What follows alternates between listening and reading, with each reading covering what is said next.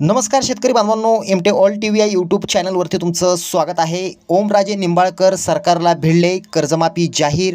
पाहूया संपूर्ण बातमी। मराठवाड्यातील सर्वाधिक मताधिक्याने निवडून आलेले धाराशिवचे खासदार ओमराजे निंबाळकर शेतकऱ्यांसाठी आक्रमक होताना पाहायला मिळाले। ते नेमकं काय म्हणाले ते पाहूया। ज्या मायबाप शेतकऱ्यांनी मला दुसऱ्यांदा खासदारपदी बसवलं त्यांचे हे मत वाया जाणार नाही। याआधी देखील पीक विम्यासाठी आपण सातत्यानं प्रयत्न केले। मी देखील शेतकरीच आहे। शेतकऱ्यांचं दुःख काय असतं, शेतकऱ्यांचं जीणं काय असतं, या सर्व गोष्टी मी जवळून पाहिल्या आहेत।